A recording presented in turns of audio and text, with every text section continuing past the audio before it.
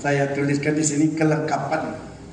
Namanya kelengkapan materi pengusulan Mamun Marzuki sebagai calon pahlawan nasional dari Kabupaten Kampar. Peranannya dalam masa Belanda. Kemudian peranannya dalam masa Jepang. Terus bagaimana beliau berjuang melalui Perserikatan Muhammadiyah. Dan kemudian julukan beliau sebagai Singapodium. Kemudian bagaimana beliau memperjuangkan dan mempertahankan kemerdekaan sejak diproklamasikan 17 Agustus tahun 1945 itu. Dan beliau dilibatkan di dalam Komite Nasional Indonesia, KNI. Perjuangan Mamun Marzuki di dalam masa penjajahan Belanda. Saya mengutip sedikit pada masa Belanda itu, bahwa Kampar ini memang negeri perjuangan. Sama pada masa kembalinya atau pulangnya Datuk Wani ke Bangkinang bersama-sama, ke Kuantan pulang juga pejuangnya. Namanya Datuk Cinarunang Putih. Ke sini Datuk Tawano. Pada tahun 1895. Beliau ini berjuang melawan Belanda dan akhirnya beliau dikorbankan. Korban oleh Belanda dan akhirnya Belanda berdomisili atau membentuk pemerintahan di Kabupaten atau di Bangkinang ini. Jadi dengan adanya pemerintahan Belanda di Bangkinang ini atau di Lima Koto Kampar itu, nah saya mendapat sumber yang dari hasil penelitian Ibu Dr. Welela.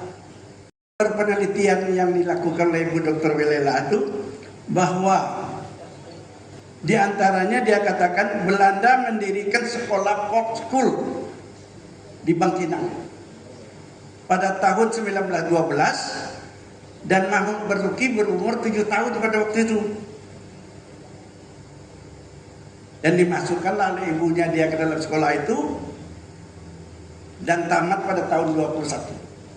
Tamat pada 1921 dan Mamun Marzuki pada tahun 27 memasuki pula sekolah tarbiyah Islamiyah. Dan seterusnya pada tahun 34 dengan bertungkus lumus mencari biaya untuk pergi ke India, akhirnya beliau, tapi dalam mencari biaya dia apa tuh, beliau kena tangkap pula atau kena apa oleh Belanda di Selat Panjang, dan akhirnya alhamdulillah pada tahun 34 sampailah beliau ke India dengan mendapat biaya tadi dari Selat Panjang itu. Nah demikian pada tahun 35 beliau setelah kursus Mamun Marzuki memasuki Namamia Arabic College di Lucknow dan tamat pada tahun 1934. Berikutnya beliau diikuti peristiwa Perang Dunia. Beliau sudah mendapat kisah Perang Dunia yang harus kita hadapi pada masa itu. Nah, berikutnya kita teruskan dengan perjuangannya melalui dalam pemerintahan Belanda di Lima Koto Kampar ini atau di daerah Bangkinang khususnya. Nah, maka Mamun Marzuki itu karena tindakannya dianggap dia curigai oleh Belanda, maka beliau dinasihati oleh kontrolir Belanda. Karena Belanda itu menganggap perjuangannya itu sudah mengganggu ketenangan pemerintahan Belanda di Lima Koto Kampar itu. Nah, ini salah satu bukti menunjukkan bahwa kebolehan Mamun Marzuki sudah dicurigai oleh Belanda dan beliau berusaha untuk menghadapi Belanda dengan segala kemampuannya. Kemudian baru beliau pada 1942 Jepang masuk lagi ke negeri kita dan termasuk ke Lima Koto Kampar. Maka tatkala Jepang berkuasa di Lima Koto Kampar, beliau sebenarnya tidak di Bangkinang, tidak di Lima Koto Kampar, tapi beliau di Payakumbuh. Jadi kalau menurut kami perjuangan Mamun Marzuki ini bukan hanya di Kota Lima Koto Kampar, nanti akan disampaikan oleh Pak Latif lagi. Beliau disampaikan di Sumatera Tengah ini, Sumatera Tengah ini adalah kawasan perjuangan daripada Mamun Marzuki itu.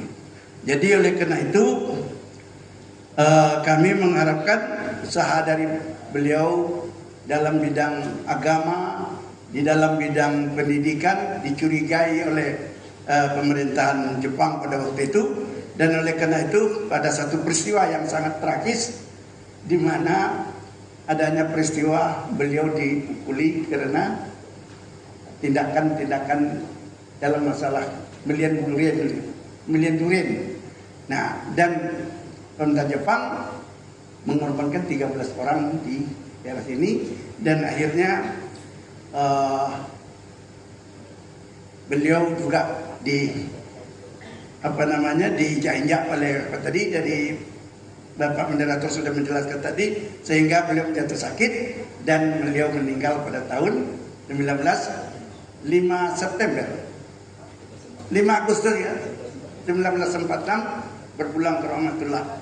Nah, jadi dengan demikian, dengan berpulangnya beliau ini jadi terjadilah penderitaan daripada keluarga-keluarga di 5 Koto Kampar ini. Dan tapi yang jelas bahwa sekolah yang didirikannya Mualimin di Kumantan dapat diteruskan, dan akhirnya kami ingatkan di sini bahwa sekolahnya ini sudah melahirkan barangkali 5 orang profesor.